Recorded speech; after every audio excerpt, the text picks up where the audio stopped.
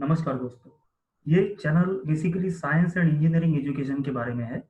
School के और college के बच्चों को अगर किसी टॉपिक में डाउट है या कोई टॉपिक को रिवाइज करना है, तो उसके लिए मैं वीडियो डालता हूँ। अभी तक मैंने कुछ 10-12 वीडियोस डाले हैं और आगे भी डालता रहूँगा। आप वो वीडियोस चैनल पे देख सकते हैं। लेकिन आज का ये वीडियो थोड़ा अलग है और इसका टॉपिक है एजुकेशन आफ्टर कोविड-19। तो दोस्तों शुरू करने से पहले मैं थोड़ा अपने बारे में बता दूं। मेरा नाम स्वप्निल पाटिल है। मैं महाराष्ट्र के पुणे का रहने वाला हूं। मेरा qualification B mechanical and MTech energy technology है और पिछले 15 साल से मैं एजुकेशन फील्ड में और स्पेसिफिकली इंजीनियरिंग एजुकेशन में काम कर रहा हूं। और पिछले 3 साल से मैं अपनी education and career consultancy firm, जिसका नाम डायनामिक करियर्स एंड स्किल्स है, ये चला रहा हूँ। दोस्तों वीडियो को अंत तक जरूर देखें। आज के कंडीशन के लिए एक बहुत बढ़िया एजुकेशन सिस्टम के बारे में मैं बताने वाला हूँ। तो दोस्तों हम सब, मतलब पूरी दुनिया के लोग और अपने भारत देश के लोग पिछले 4-5 महीनों से एक अभूतपूर्व घटना से, एक अनप्रेसिडेंटेड कंडीशन से गुजर रहे हैं।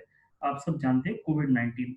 जी हाँ, कोविड-19 कोरोना वायरस डिसीज का प्रकोप पूरी दुनिया में है और हम भारत में भी पिछले 3 महीनों से लॉकडाउन से गुजरे हैं।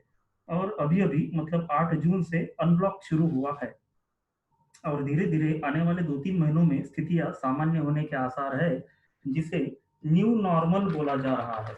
जी हाँ, न्यू नॉर्मल, क्योंकि ये पहले जैसा नॉर्मल सिचुएशन नहीं रहने वाला है। इस नॉर्मल में, न्यू नॉर्मल में हमें फिजिकल या सोशल डिस्टेंसिंग के रूल फॉलो करने होंगे, मास्क पहनकर ही बाहर जाना पड़ेगा, ट्रैवल और टूरिज्म पे बहुत सारे रेस्ट्रिक्शंस होंगे वगैरह-वगैरह। और ये सब इसलिए होगा क्योंकि डब्ल्यूएचओ की मान्यता प्राप्त दवाई अभी तक नहीं आई है और इसकी वैक्सीन भी 2021 में ही आएगी, ऐसा बोला जा रहा है। इस कोविड-19 के चलते बहुत सारी इंडस्ट्रीज के ऊपर कठिन परिस्थितियाँ आ गई है दोस्तों। इकोनॉमी पे बुरा असर हुआ है, बहुत सारी इंडस्ट्रीज खत्म होने की कगार पर खड़ी है या तो बुरी तरह से पीड़ित हो गई है और इसमें से उभरने की जद्दोजहद में लगी है। इसके बारे में ज़्यादा बात नहीं करूँगा क्योंकि आमतौर पर आप लोग इलेक्ट्रॉनिक मीडिया और सोशल मीडिया पर ये सब देख सुन रहे ही है। मैं बात करने वाला हूँ एजुकेशन फील्ड के बारे में। जैसे आपने सुना होगा या अनुभव भी किया होगा कि लॉकडाउन काल में लगभग सारे एग्जामिनेशंस या तो कैंसिल कर दिए गए या पोस्टपोन किए गए। अब ये जो पोस्टपोन किए थे, इनको भी जुलाई अगस्त के माह में कुछ अनकन्वेंशनल वेज, मतलब अपरंपरागत तरीकों से लिए जाने वाले हैं, जिसमें सोशल डिस्टेंसिंग है, 3 घंटों के पेपर 2 या 1 घंटे में लेना, 2 शिफ्ट में परीक्षा लेना वगैरह शामिल है। स्कूलों को जुलाई या अगस्त में रीओपन करने का चल रहा है। कुछ तो शुरू भी हो गए हैं। लेकिन यहाँ पर हमें कुछ उदाहरण देखने होंगे। जैसे इज़राइल देश में स्कूलों को शुरू करने के बाद मात्र 15 दिनों में फिर से बंद करना पड़ा। 244 स्टूडेंट्स पॉजिटिव पाए गए। 6,800 स्टूडेंट और टीचर को होम क्वारंटाइन किया गया और ये सब उस इज़राइल देश में हुआ जहाँ अब तक कोविड-19 से सिर्फ 300 डेथ हुई थी। तो दोस्तों हम सब सोच सकते हैं कि हमारे देश में क्या हो सकता है। और दोस्तों इज़राइल का महत्व इसलिए भी है क्योंकि जो केजी सिस्टम, एलकेजी या यूकेजी हम बोलते हैं, जो कि किंडरगार्टन होता है, ये हमारे यहाँ चलता है, ये इज़राइल से ही लिया गया है। लगभग सिमिलर सिचुएशन फ्रांस में भी हुई है। इन दोनों घटना के लिंक मैंने डिस्क्रिप्शन में दिए हैं, आप उसको देख सकते हैं। तो दोस्तों सवाल आता है कि आगे क्या? स्कूल कॉलेज कैसे चलेंगे, परीक्षाएं कैसी होगी, बच्चे पढ़ाई कैसे करेंगे? तो इसका बड़ा सीधा साधा और सरल जवाब आता है, ऑनलाइन एजुकेशन। लेकिन क्या ये पूरी तरह से संभव है? तो इसमें दो बातें हैं। पहला तो ये है कि जो बच्चे 15-16 साल के ऊपर है, जिन्होंने 12वीं पास कर ली है या करने वाले हैं, ये बच्चे थोड़े मैच्योर होते हैं, पढ़ाई में इंटरेस्ट लेने वाले होते हैं, टेक्नोलॉजिकली भी एडवांस होते हैं, मतलब मोबाइल, लैपटॉप और उसके सॉफ्टवेयर से ऐप्स प्रॉपरली हैंडल कर सकते हैं। और सबसे बड़ी बात, ये बच्चे कोविड इन्फेक्शन के लिए लेस वल्नरेबल होते हैं, मतलब कोरोना के चपेट में आने के आसार उनके लिए कम होते हैं। 15 साल से कम वाले जो बच्चे हैं, ये थोड़े कम मैच्योर होते हैं, मोबाइल या लैपटॉप का मिसयूज़ भी कर सकते हैं और सबसे बड़ी बात, कोविड-19 इन्फेक्शन के लिए ज़्यादा वल्नरेबल होते हैं। हमें पता है कि 15 साल से छोटे बच्चे और 60 साल से बड़े लोग, ये लोग एक तरह से डेंजर ज़ोन में हैं। दोस्तों ये सब मैं इसलिए बता रहा हूँ क्योंकि 100% ऑनलाइन एजुकेशन हमारे आज के एजुकेशन सिस्टम में तो इम्पॉसिबल है। कुछ तो कॉन्टैक्ट अवर्स स्कूलों में रखने ही पड़ेंगे और हमारे सीबीएसई बोर्ड, आईसीएसई बोर्ड और स्टेट बोर्ड इस ऑनलाइन एजुकेशन के लिए बिल्कुल तैयार या प्रिपेयर्ड नहीं है और अभी-अभी ये शुरुआत करने की कोशिश कर रहे हैं। तो दोस्तों इन सारी चीज़ों को देखते हुए हमारे सामने कुछ सवाल खड़े होते हैं। Question arises on this online education. सवाल नंबर 1, क्या स्कूलों के लिए 100% ऑनलाइन एजुकेशन पूरे साल भर के लिए पॉसिबल है, मतलब संभव है? सवाल नंबर 2, क्या ये छोटे बच्चे इतने मैच्योर है कि सोशल डिस्टेंसिंग फॉलो करके स्कूल के कॉन्टैक्ट आवर्स को अटेंड कर सकते हैं? मुझे नहीं लगता कि इसकी गारंटी उनके पेरेंट्स भी देंगे।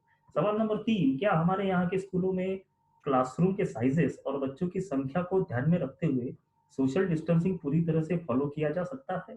सवाल नंबर 4, क्या हमारे यहाँ के स्कूल साफ सुथरे रखे जाते हैं? बड़े शहरों के कुछ स्कूलों को छोड़ दे तो बाकी स्थिति बताने की जरूरत भी नहीं है।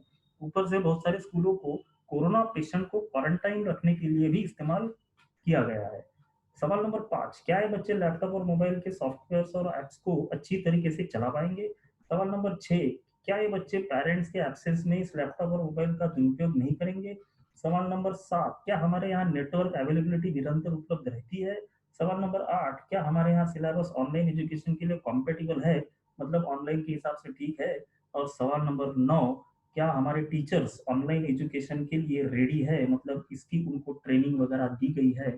तो दोस्तों आज हमारे पास जो एजुकेशन सिस्टम अवेलेबल है, मतलब CBSE board, ICSE board, state board, इन सब में आपको ऊपर पूछे गए कुछ प्रश्नों के समाधान तो मिल जाएंगे, लेकिन सारे प्रश्नों के नहीं मिलेंगे। और अगर हमें सारे प्रश्नों के समाधान चाहिए, जी हाँ, सारे प्रश्नों के, तो हमारे देश में एक ऐसी शिक्षा प्रणाली मौजूद है जो इन सारे प्रश्नों के सकारात्मक समाधान हमें देती है, और उसका नाम है एनआईओएस। जी हाँ दोस्तों, national institute of open schooling, NIOS. यह भी सीबीएसई और आईसीएसई के तरह एक सेंट्रल बोर्ड है जो गवर्नमेंट ऑफ इंडिया के एमएचआरडी, मतलब ministry of human resource and development के अंतर्गत आता है, जो कि अपने भारत देश में 1989 से ओपन एजुकेशन और 2014-15 से वर्चुअल ओपन स्कूलिंग, मतलब ऑनलाइन स्कूलिंग चला रहा है। जिस ऑनलाइन एजुकेशन की तैयारी हमारे सीबीएसई और स्टेट बोर्ड आज कर रहे हैं, एनआईओएस वह 5 साल पहले से ही देश में चला रहा है। तो दोस्तों एनआईओएस में ऐसी क्या खास बात है? तो इनके पास ऑनलाइन एजुकेशन का प्लेटफॉर्म पहले से ही तैयार खड़ा है, जिसमें निरंतर टीचिंग लर्निंग प्रोसेस चल सकती है, जिसे हम अनइंटरप्टेड टीचिंग लर्निंग प्रोसेस बोल सकते हैं। क्या है इस प्लेटफॉर्म में?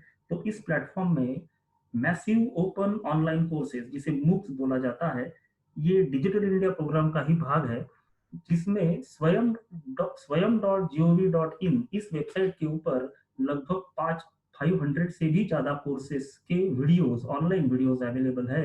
एनआईओएस की वीडियोस भी इसमें अवेलेबल है।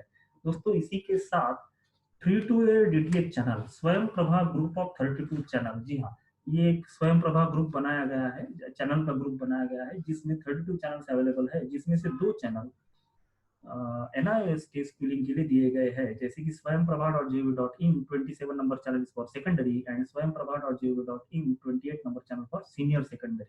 तो ये वेबसाइट पर भी अवेलेबल है और टीवी पर भी, डीटीएच पर भी चैनल नंबर 27, जिसको पाणिनि बोला गया है सेकेंडरी एजुकेशन के लिए, चैनल नंबर 28 जिसको शारदा बोला गया है सीनियर सेकेंडरी के लिए। यही चैनल टाटा स्काई पर भी है, channel number 756 for secondary, channel number 757 for senior secondary. यही चैनल आप वीडियोकॉन पे भी देख सकते हैं, channel number 475 for secondary, channel number 476 for senior secondary, और एयरटेल डीटीएच पर भी है, channel number 437 for secondary and channel number 438 for senior secondary. तो दोस्तों मैसी ओपन ऑनलाइन का भी प्लेटफॉर्म है, साथ में free to air DTH channels का भी प्लेटफॉर्म है। इसके साथ इस अनइंटरप्टेड टीचिंग लर्निंग प्रोसेस में यूट्यूब चैनल्स भी है, जिसमें सेकेंडरी कोर्स के लिए एक YouTube channel, senior secondary course के लिए भी एक अलग यूट्यूब चैनल, जिसमें ऑलरेडी 1.6 लाख सब्सक्राइबर्स है, और वोकेशनल कोर्सेज के भी का भी एक अलग यूट्यूब चैनल एनआईओएस से चलाया जाता है। इसके साथ लाइव काउंसलिंग सेशंस भी चलते हैं स्वयं प्रभा डीटीएच चैनल पर, मंडे टू फ्राइडे 3 से लेकर 5 बजे तक लाइव काउंसलिंग होता है, जिसमें बच्चे फोन करके अपने डाउट्स सॉल्व कर सकते हैं। इसी के साथ मुक्त विद्यावाणी, मतलब पर्सनल कॉन्टेक्ट प्रोग्राम, जो वेब ऑडियो स्ट्रीमिंग के जरिए चलता है और साथ में रेडियो पर भी चलता है, जो दोपहर 12 बजे से लेकर 4:15 बजे तक उसका सेशन होता है, और उसको 5 बार दिन भर में रिपीट किया जाता है। तो दोस्तों इतने सारे प्लेटफॉर्म्स एनआईएस के पास ऑलरेडी एस्टेब्लिश है, खड़े हैं, और इनके साथ एक टोल फ्री नंबर भी दिया जाता है, जिस पर सारे प्रोग्राम्स का शेड्यूलिंग आपको इजीली मिल जाता है। तो दोस्तों ये कंप्लीट ऑनलाइन एजुकेशन का प्लेटफॉर्म यहाँ पर पहले से ही तैयार है और क्वालिटी एजुकेशन इसके लिए यहाँ पर सेकेंडरी और सीनियर सेकेंडरी के लिए आईआईटीज के प्रोफेसर्स ऑनलाइन पढ़ाते हैं या आईआईटीज में जिन्होंने ट्रेनिंग लिया है ऐसे लोग पढ़ाते हैं और वो सब सेंट्रल गवर्नमेंट के एम्प्लॉयज होते हैं जिनको लाखों रुपए की सैलरीज भी दी जाती है। हमारे यहाँ के जो स्कूल होते हैं उनमें फीस तो लाखों रुपए की ली जाती है परंतु शिक्षकों को सैलरीज कितनी दी जाती है यह संशोधन का विषय है। और दोस्तों सबसे जरूरी बात, अगर बच्चों को घर बैठ के ऑनलाइन ही पढ़ाना है, भले ही वो साल 2 साल के लिए हो या पूरे 12वीं तक के लिए हो, अगर ये क्वालिटी एजुकेशन और ऑनलाइन एजुकेशन आपको बहुत ही लो कॉस्ट में मिल रहा हो, तो क्या आप अपने बच्चों को इसमें पढ़ाना पसंद करोगे? तो दोस्तों फीस के बारे में देखते हैं। हायर सेकेंडरी 11-12 इसकी फीस है लगभग 8 से लेकर 10,000 तक, जिसमें एडमिशन फीस, एग्जामिनेशन फीस और स्टडी मटेरियल सब शामिल है। Secondary education 9th and 10th standard इसकी फीस 4 से 6 हजार तक हो सकती है। और lower secondary and primary education जो फर्स्ट स्टैंडर्ड से लेकर 8th स्टैंडर्ड तक आता है, इसकी फीस तो 2 से 4 हजार तक ही पूरी हो जाती है। दोस्तों ये लो कॉस्ट एजुकेशन इसलिए भी जरूरी है क्योंकि कोविड-19 की वजह से बहुत सारे लोगों के जॉब्स गए हैं, जा सकते हैं, बहुत सारे लोगों की सैलरीज घटा दी गई है, इंक्रीमेंट रोक दी गए हैं। और इसलिए अगर हमारे देश में बेस्ट क्वालिटी ऑनलाइन एजुकेशन का ऑप्शन और वह भी बहुत ही लो कॉस्ट में उपलब्ध है, तो इसका लाभ जरूर उठाना चाहिए। दोस्तों आपको ये वीडियो अच्छा लगा तो ज़रूर इसे लाइक कीजिए। अगर आपको लगता है कि ये जानकारी आपके पड़ोसी, दोस्त, रिश्तेदार इन सब के पास जानी चाहिए तो ज़रूर शेयर कीजिए। और ऐसे ही एनआईएस के डिटेल के बारे में मैं 2-3 और वीडियो बनाने वाला हूँ। तो ये वो वीडियोज़ अगर आप देखना चाहते हैं तो चैनल को ज़रूर सब्सक्राइब कीजिए ताकि आपको उस चैनल का नोटिफ़िकेशन मिलता रहे। तो दोस्तों थैंक यू वेरी मच। मिलते हैं अगले वीडियो में।